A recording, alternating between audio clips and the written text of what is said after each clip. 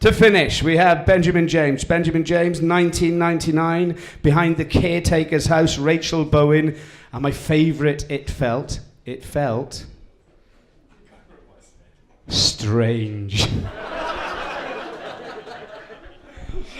His husband Derek's here tonight. No, that's not. Ben is 25 years old, and he spent 1 year of his life outside of Cardiff. That's the only thing I've written down. I don't know what it means, but I want him to wear this through his talk, because his talk is about Tim Westwood. And I don't know why, I think this would go down well. Will you do that for me? Good man. Give it up for Ben.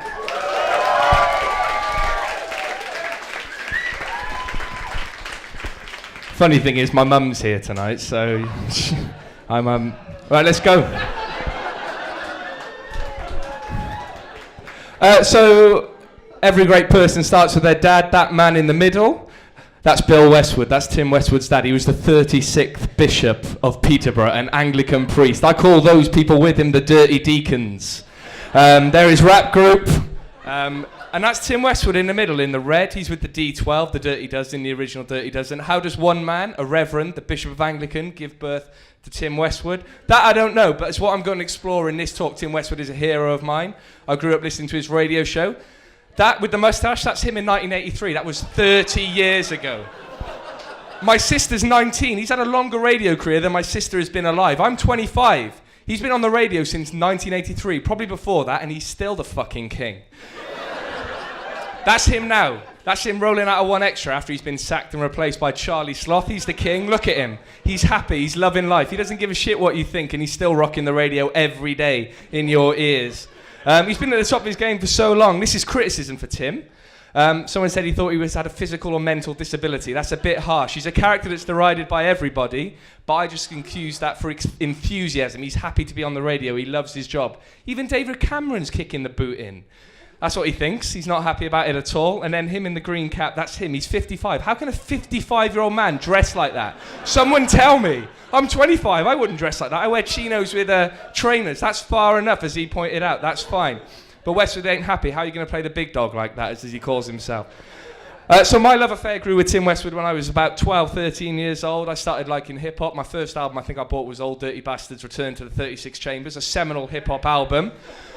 12, 13, I'm middle class. He taught me a lot about hip-hop. He taught me the importance of gold teeth. I'm 25. Recently just bought my set of gold teeth. I was at a party. I bought my friend a set of gold teeth on Saturday night. He taught me about Eminem. He taught me about Run DMC and how he used to make Run DMC feel at home when they were away from New York about 10, 15, 20 years ago. He taught me about the importance of dropping the bomb. If anyone's listening to the Tim Westwood radio show, a great song is punctuated by a bomb drop. If you really like the song, he'd rewind the first verse 6, 7 times, play it, followed by a bomb. It was a bitch if you were recording it, I tell you that. This is him. He's 55. This is what he said in an interview 2 years ago. He was 53. He records, he DJs every night. He's 55. He's got an enthusiasm for his job that nobody else has. I'm 25. I love my job, but I don't have his enthusiasm. That's him looking fucking badass. Look at him. I don't know how old he is there. That's 10, 15, 20 years ago. He hasn't changed a bit in that time. And he's still looking killer in a denim jacket that nobody else in here could rock, but he can, even though he's 55. I keep saying that. This is Lowestoft. Tim Westwood is from Lowestoft. Eazy-E, Dr. Dre, they weren't from Lowestoft. They were from Crenshaw, Compton, South Central. Tim Westwood is respected and was respected by all of those. That says his influence in the hip-hop game. That says his influence over the years. This is what he says about where he's from. He does not give a shit. He doesn't care if you think that he's from Lowestoft and he's some son of a priest. It matters about his attitude. His attitude to hip-hop is as enthusiastic as it's ever been. He's as influential as he ever has been, and he's still the boss. Smashy and Nicely, they're made-up characters, and they'll never have the influence that Tim Westwood does on radio, even though they like to think they do. That crown's gone. It's gone, it's gone, it's gone. And Smashy and Nicely are like Tim Westwood. They're built-up characters, they're hype, and Tim Westwood is better than them. He taught me about pen and pixel. I don't know if anyone's seen the Louis Theroux documentary about hip-hop. He goes to New Orleans, he gets a pen and pixel radio CD cover. This is the big bear doing things. He's got bears around him. It's utterly ridiculous, but he taught me about hip-hop hype and bullshiness, and I just think it boils down to this. He's been at the top of his game for 30 years. Jealous ones still envy, they always will. I bought this album in Newport because I heard it on Tim Westwood's radio show. That's how the influence he has on me. He's influenced my music taste over all these years, and he still will. I compare him to Peter Pan. Peter Pan never wanted to grow up, and Tim Westwood never will either. He's 55, he still lives the life of an 18-year-old. He does things that we wish we could do, and he always will. If we wish we could be as childish, enthusiastic as music and life as he is, we would live the dream. That's me in the middle. I was 11 years old. This is when I first got into hip-hop. In the top right corner is my friend Josh. We used to spend up all night on Saturday nights listening to the top 10, writing down the songs so we could go and get them the next week. It brought me and him together. This is an Anish Mogani quote.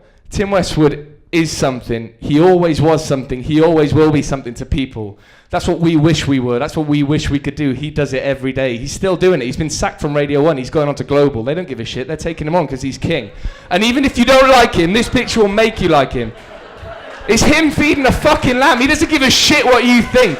He's the boss. He's 55. He's killing it every day. And that's a photo of him feeding the lamb as if he gives a fuck what you think.